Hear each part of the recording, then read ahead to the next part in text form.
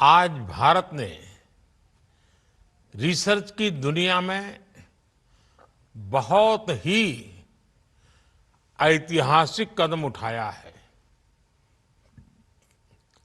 5 साल पहले genome India project को स्वीकृत किया गया था। इस बीच कोविड की चुनौतियों के बावजूद हमारे वैज्ञानिकों ने बहुत मेहनत से इस प्रोजेक्ट को पूरा किया है।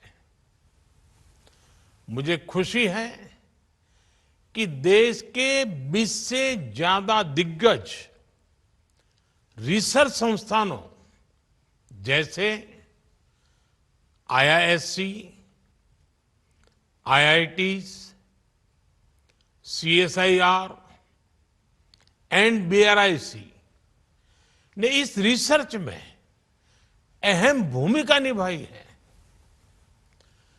इस प्रोजेक्ट का डेटा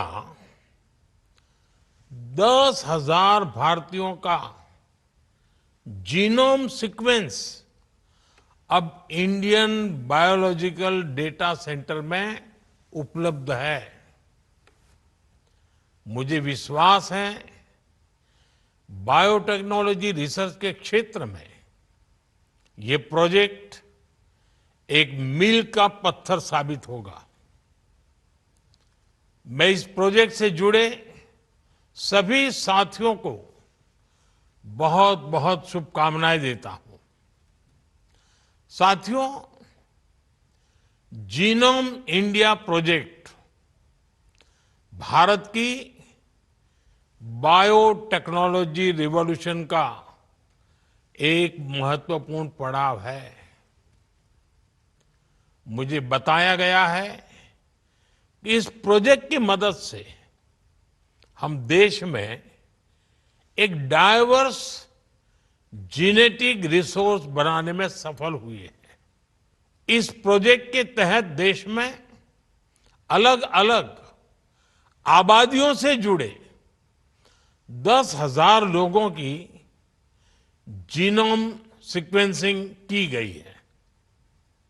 अब ये डेटा हमारे वैज्ञानिकों को, रिसर्चर्स को उपलब्ध होने जा रहा है। इससे हमारे स्कॉलर्स को, हमारे साइंटिस्ट को भारत का जेनेटिक लैंडस्केप समझने में बहुत बड़ी मदद मिलेगी। इन जानकारियों से देश के नीति निर्धारण और योजनाओं के निर्माण का काम भी आसान होगा।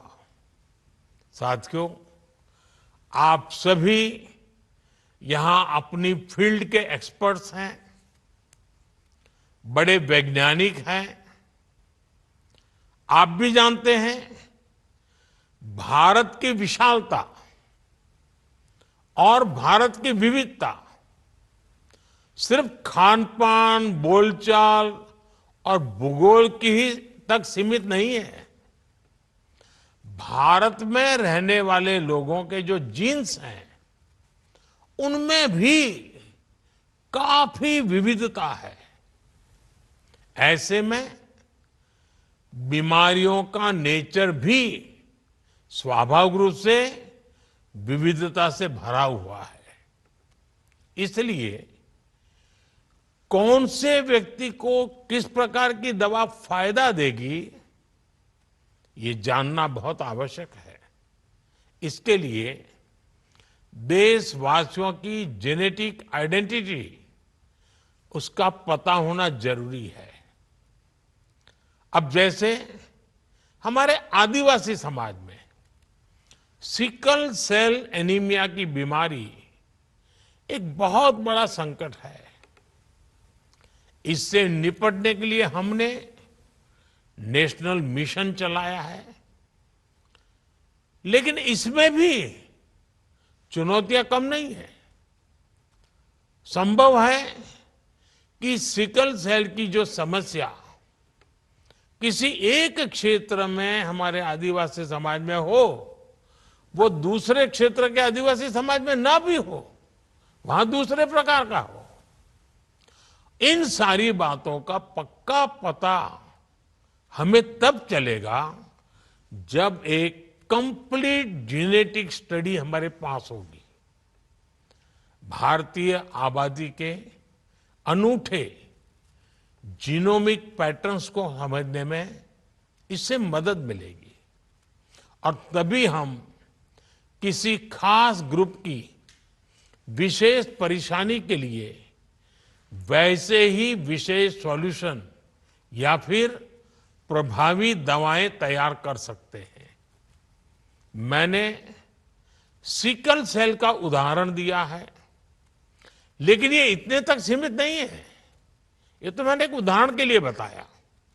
भारत में आनुवंशिक रोगों यानी एक पीढ़ी से दूसरी पीढ़ी को ट्रांसफर होने वाली बीमारियों के बहुत बड़े हिस्से से आज भी हम अनजान है। जीनोम इंडिया प्रोजेक्ट भारत में ऐसी सभी बीमारियों के लिए प्रभावी इलाज के विकास में मदद करेगा।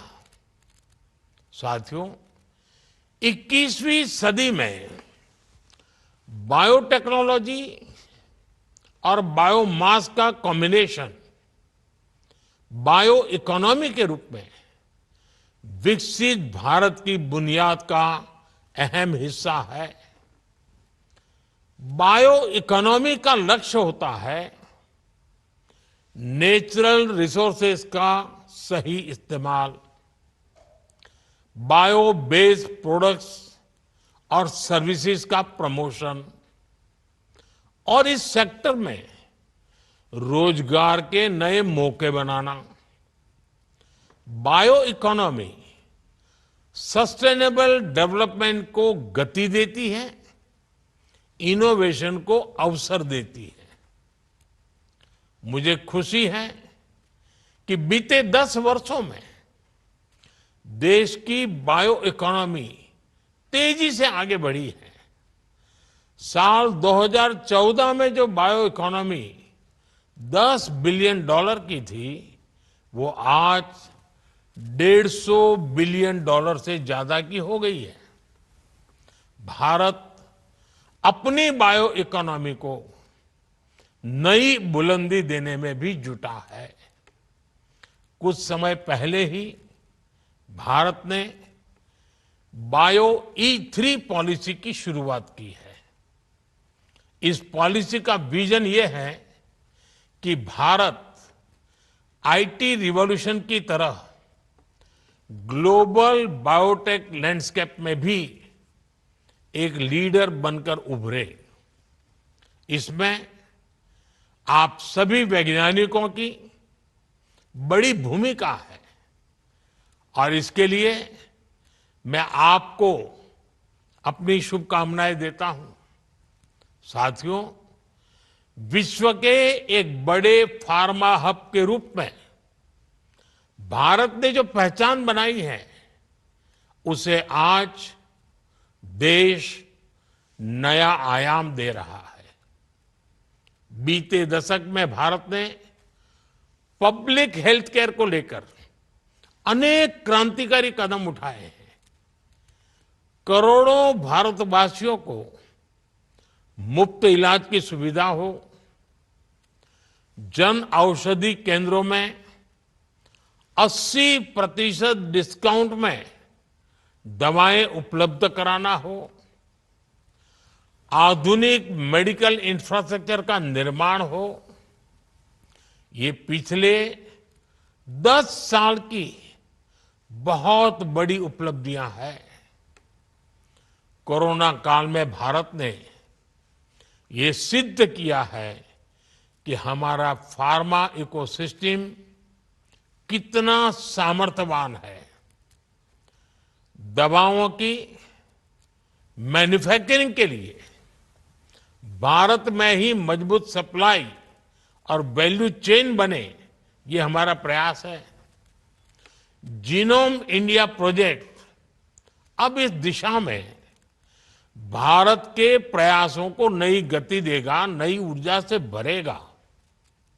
साथियों, आज दुनिया ग्लोबल प्रॉब्लम्स के सॉल्यूशंस के लिए भारत की तरफ देख रही है। हमारे आने वाली पीढ़ी के लिए एक रिस्पॉन्सिबिलिटी भी है, एक अपॉर्चुनिटी भी है।